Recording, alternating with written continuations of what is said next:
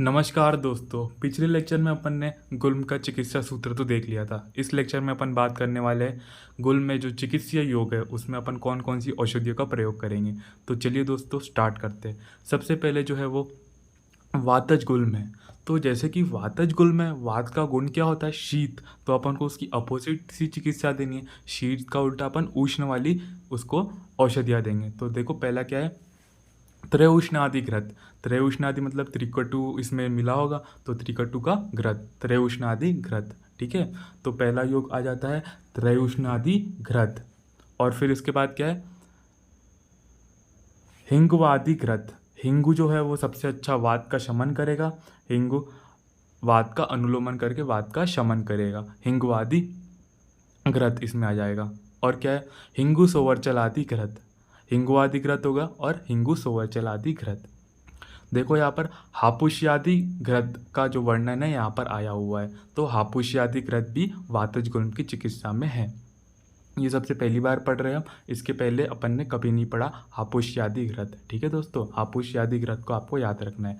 पिप्पल्यादि घृत ये तो अपन पढ़ते रहेगा। पिप्पल्यादि घृत जो नीलिनी घृत है, नीलिनी घृत यहाँ पर भी आया, वातज गुल में भी आया और कफज गुल में भी आया। तो आपको नीलिनी घृत को बहुत अच्छे से ध्यान रखना है। नीलिनी घृत यहाँ पर भी आया है और कफज गुल में भी आया है, लेकिन कफज गुल में वहाँ पर दुगनी मात्रा यूज़ की है। यहाँ पर जितनी मात्रा की यूज़ की उससे दुगनी मात्रा कफज गुल में यूज़ की है। तो यहाँ पर नीलिनी घृत का भी प्रयोग करेंगे वातज गुल में। नीलिनी घृत जो है उसका निर्माण यव क्षार का प्रयोग करके अपन करेंगे। नीलिनी घृत कैसे बनाएंगे? यव क्षार को यूज़ करके अपन नीलिनी घृत का निर्माण करेंगे। तो देख लेते हैं फर्स्ट में अपन ने क्या क्या पढ़ा। त्रय उष्णादि घृत, हिंगवादि घृत, हिंगु सोवर्चलादि घृत, हपुषादि घृत, पिप्पल्यादि घृत और नीलिनी घृत। ठीक है दोस्तों, सेकेंड वाले में क्या है, हिंगवादी चूर्ण। पहले हमारे अपन ने घृत पढ़ लिए, अभी अपन चूर्ण पढ़ेंगे। हिंगवादी चूर्ण, देखो हिंग का ही अपन चूर्ण पढ़ रहे हैं, क्योंकि जो हिंग है वो बहुत अच्छा वात का शमन करेगी। तो यहाँ पर क्या आ जाता है, हिंगवादी चूर्ण। षड्यादि चूर्ण और नीलिनी चूर्ण। नीलिनी भी जो बहुत अच्छी औषध है वात का शमन करने के लिए, वातज गुल में अपन नीलिनी चूर्ण का भी उपयोग करेंगे। ठीक है दोस्तों, थर्ड में क्या जाता है, यहाँ पर अपन क्षीरपाक पढ़ेंगे। लहसुन आदि क्षीरपाक, लहसुन क्षीरपाक अपन यहाँ पर देखेंगे। जो लहसुन क्षीरपाक है, जैसे कि जो लहसुन क्षीरपाक है उसमें जो है जो श्लोक आता है वो है क्षीरो ओदके अष्टगुणे गुणिते क्षीर शेषश्च। मतलब कि 8 गुना क्षीरोदक में पाक करना चाहिए। मतलब कि 8 गुना जो है अपन क्षीर ओदक उसमें मिलाएंगे। और अगर लहसुनियात घृत पूछ लेता है तो वो उन्माद में, लहसुनियात जो घृत है वो उन्माद में है। लहसुन का जो क्षीर पाक है, जो क्षीर पाक है वो वातज गुल में है। लहसुन का जो क्षीर पाक है वो काय में है, वातज गुल में है। और लहसुनात का जो घृत है, घृत अपन उन्माद में यूज़ करेंगे, तो लहसुनात घृत जो है वो उन्माद में है। शिला जतु के साथ साथ लघु पंचमूल कषाय प्लस क्षार, इसको अपन वातज गुल में देंगे। दोस्तों आपको पता है कि जो शिला जतु होता है उसको अपन अग्निमंत्र के साथ किस में देते हैं? तो दोस्तों आप कमेंट करके बताओ, शिला जतु को अपन अग्निमंत्र के साथ किसके साथ देते हैं, मतलब कि कौन से रोग में देते हैं। ठीक है दोस्तों, इसके बाद अपन आ जाते हैं इसमें शिला जतु, लघु पंचमूल कषाय और क्षार, ये अपन इसमें यूज़ करेंगे। इसके बाद क्या है इसमें, और सुश्रुत जी इसमें क्या मानते हैं, षडंग घृत वातिक गुल में मानते हैं। षडंग घृत वातिक गुल में सुश्रुत जी मानते हैं। इसके बाद तेल पंचक। देखो इसका नाम तो तेल पंचक है, लेकिन ऐसा नहीं है कि इसमें सारे तेल है। इसमें बस एक ही तेल है, एक ही तेल है जो कि है एरंड तेल। एरंड तेल का अपन इसमें यूज़ करेंगे। इसके बाद क्या है, गौमूत्र, प्रसन्ना, कांजी, यवक्षार, इन सबको मिलाना है अपन को। तो तेल पंचक में क्या क्या है, गौमूत्र, यवक्षार, कांजी, प्रसन्ना और एरंड तेल। तो पीजी का यवक्षार से अपन को याद कर लेना है। पी से क्या आ जाएगा, प्रसन्ना, जी से आ जाएगा गौमूत्र, का से आ जाएगा कांजी, और यवक्षार को अपन ने इंपॉर्टेंस दी है यहाँ पर अपने ट्रिक में दी है। ठीक है, तो पीजी का यवक्षार एक बार और रिपीट कर देता हूँ, प्रसन्ना, गौमूत्र, कांजी और यवक्षार, और इसके साथ साथ एरंड तेल तो अपन को याद ही रखना है क्योंकि वो नाम में ही आ गया है तेल, तो तेल पंचक में एरंड तेल है। ठीक है, इसके बाद आ जाता है पित्तज गुल्म में। पित्तज गुल्म में अपन को जो योग यूज़ करना है वो मधुर रस वाले होंगे, क्योंकि पित्त में जो आता है वो दाह आता है, तो दाह को शमन करने वाले मधुर रस वाले चीज़ें यूज़ करेंगे अपन। तो उसमें क्या आ जाएगा, दाक्षाघृत। इसका अनुपान भी देख लो, शर्करा है, मधु शर्करा मधु है, तो अपन इसको शर्करा मधु के साथ देंगे। क्या है, दाक्षाघृत पहला आ जाएगा। दूसरा क्या है, त्रैमाणाघृत, त्रैमाणाघृत, रोहिण्याघृत, आम्लकाघृत और वासाघृत। वासाघृत देखो अपन ने वहाँ पर भी पढ़ा था, किसमें, रक्तपित्त में भी अपन वासाघृत पढ़ के आए हैं। तो आपको ये ध्यान रखना है कि वासाघृत जो है वो पित्तज गुल्म की चिकित्सा में भी पढ़ा है अपन ने, और रक्त पित्त की चिकित्सा में भी अपन ने पढ़ा है। तो क्या क्या है, फिर से रिपीट कर देता हूँ मैं आपको। इसमें जो है वो दाक्षाघृत, त्रैमाणघृत, रोहिण्याघृत, आम्लकाघृत और वासाघृत। ठीक है दोस्तों, इसके बाद अपन चलते हैं कफज गुल्म में। कफज गुल्म जो है उसमें अपन को क्या क्या देना है, दशमूल घृत। दशमूल घृत इसमें बहुत अच्छा इफेक्ट दिखाएगा, दशमूल घृत कफज गुल्म में। भल्लातकाद घृत, ऐसा अपन ने पहले ही पढ़ चुके हैं कि जो भल्लातक है, कफ जो ना विबंधस्थी रोग, मतलब कि कफ का ऐसा कोई विबंध नहीं है जो भल्लातक ठीक नहीं कर सकता। तो भल्लातक जो है वो बहुत अच्छी मेडिसिन है कफज रोगों में। तो इसमें भल्लातकाद घृत का भी अपन यूज़ करेंगे, दशमूल घृत, भल्लातक घृत। और क्या है इसमें, ये शायद मिसप्रिंट हो चुका है यहाँ पर, क्षीरष्टपल घृत, क्षीरष्टपल घृत, नीलिनी घृत। नीलिनी घृत देखो मैंने आपको वातज में भी बताया था, वातज गुल में भी बताया था, वहाँ पर जो मात्रा यूज़ हुई थी इसके उससे डबल मात्रा यहाँ पर यूज़ होगी।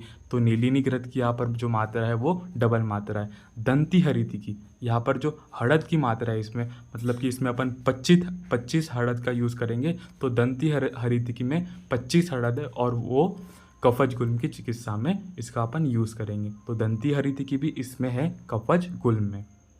के साथ साथ मिश्रक स्नेह, मिश्रक स्नेह छौद्र के साथ, देखो यहाँ पर अनुपान जो है वो छौद्र है, मतलब कि कफ का शमन करने के लिए यहाँ पर छौद्र का यूज़ किया है। तो मिश्रक स्नेह जो आएगा, मिश्रक स्नेह आएगा कफज गुल्म में, और यमक स्नेह जो है वो अपस्मार में, यमक स्नेह अपस्मार में। ऐसे भी याद रख सकते कि उन्माद और अपस्मार साथ साथ आते हैं, तो यमक जो है, यमक मतलब जुड़वा होता है, तो उन्माद और अपस्मान जुड़वा है, तो उसमें अपन यमक स्नेह का उपयोग करेंगे। और जो मिश्रक स्नेह है, मिश्रक स्नेह का अपन कफज गुल्म में उपयोग करेंगे। तो सबसे पहले क्या जाता है इसमें, दशमूल घृत, भल्लातक घृत, भल्लातकाद घृत, और जो ये मिसप्रिंट हुआ है वो क्या है, क्षीर अष्टक घृत। क्षीर अष्टक घृत आप और किस में पढ़ते हो, जैसे कि क्षीर अष्टक घृत यहाँ पर आया है, और अपन जो प्लीहोदक होता है उसमें अपन पढ़ते हैं षटपल घृत।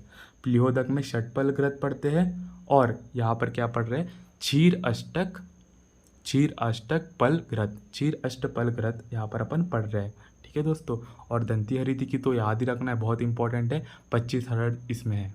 इसके बाद आगे चलते हैं, इसमें जो रक्तज गुल्म है उसकी चिकित्सा में अपन को पलाश का क्षार बहुत अच्छे से पढ़ना है, कि जो श्लोक आया है इसमें, पलाश क्षार यमक, जो चरक ने जो बताया है इसमें, पलाश क्षार जो है, पलाश क्षार का यमक चरक जी ने इसमें बताया है। इसके बाद आ जाते हैं जो सुश्रुत जी ने बताया है, पलाश क्षार जो है इसमें सुश्रुत जी ने भी इसको ऐसे ही बताया है, क्षारेण युक्तम पलेलेन सुधा क्षारेण व पुनः। मतलब कि यहाँ पर जो श्लोक आया है ये इसका श्लोक नहीं है, चरक चिकित्सा का श्लोक है। तो इसमें जो पूछता है वो पलल को पूछता है। पलल क्या है इसमें, पलल जो है वो मांस खंड है। क्षारेण युक्तेन पललेन सुधा क्षारेण व पुनः, तो जो पलल है इसमें वो मांस खंड है। ठीक है दोस्तों, इसके आगे चलते हैं। गुल्म में अपन को अनुपान ज्ञान देना है, मतलब कि अपन जब जो औषधि देंगे, औषधि के साथ साथ जो अपन लिक्विड देंगे वो होता है अनुपान। तो अपन जो लिक्विड की जो मतलब कि जो औषधि का इफेक्ट को बढ़ाने के लिए अपन अनुपान देंगे, तो अनुपान में अपन को सारी खट्टी चीज़ें देनी है इसमें, जैसे कि बेर हो गया, दाड़िम, बेर, दाड़िम, उष्ण जल, ठीक है, सूरा, मांड, कांजी, बीजोरा, नींबू के साथ गुल्म हर योगों को पिलाना चाहिए। तो सबसे पहले है बेर, दाड़िम, उष्ण जल, सूरा मांड भी अम्ल रस में ही प्रदान होती है, ठीक है। बिजोरा नींबू के साथ गुलमहर योगों का पान कराएंगे। इसके बाद है गुल में अपत्य क्या है, मतलब कि इसमें क्या क्या नहीं देना चाहिए। गुल में अपत्य है वल्लूर, मतलब कि जो शुष्क मास्क होता है, शुष्क मास्क रहेगा तो वो वात को बढ़ाएगा और ये वात प्रधान दोष है, तो अपन को शुष्क मास्क नहीं देना है, वल्लूर नहीं देना है। मूलक, मल्लूर, शुष्क शाक, वैदलम, आलूक और मधुर फल का उपयोग नहीं करना है इसमें, ठीक है दोस्तों।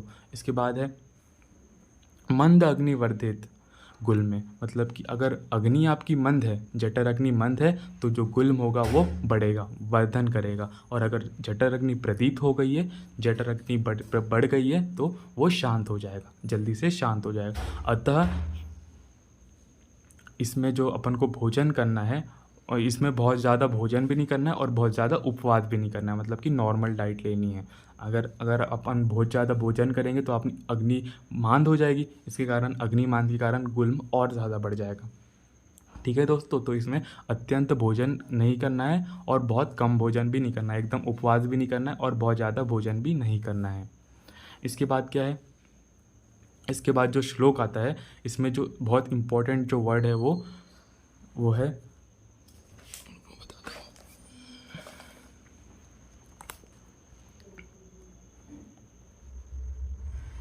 सर्वेशाम अग्नि संशीयतो। तो जो श्लोक है वो क्या है, संप्रकोपो दोषाणाम सर्वेशा अग्नि संशयतो।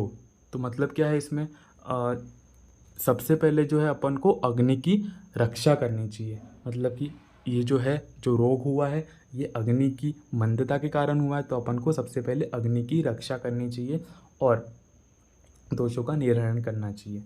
इसके बाद जो है वो है गुल्म में वायु की प्रधानता होती है। तो मैंने पहले ही बताया था आपको, गुल्म जो है वो मेनली वातज दोष है। तो इसमें जो चरक निदान का जो श्लोक आया, इसमें क्या बताया, सभी प्रकार के गुल्म में वात की प्रधानता होती है, बिना वात के कोई गुल्म नहीं होता। जैसे कि बिना वात के कोई भी योनि व्यापद नहीं होता है, वैसे ही बिना वात के कोई भी गुल्म नहीं होता है, वात की प्रधानता इसमें होती ही है। तो इसमें श्लोक क्या दिया है, सर्वेश अपि खल्वे तेषु गुल्म एषु न कश्यति वात रक्ते संभवति गुल्मः। तो जो है इसमें जो प्रधानता है वो वात की है, ठीक है दोस्तों। तो ये गुल्म चैप्टर यहाँ पर कंप्लीट हो जाता है। इसके बाद अपन स्टार्ट करेंगे प्रमेय चिकित्सा। धन्यवाद दोस्तों, आज के लिए इतना ही।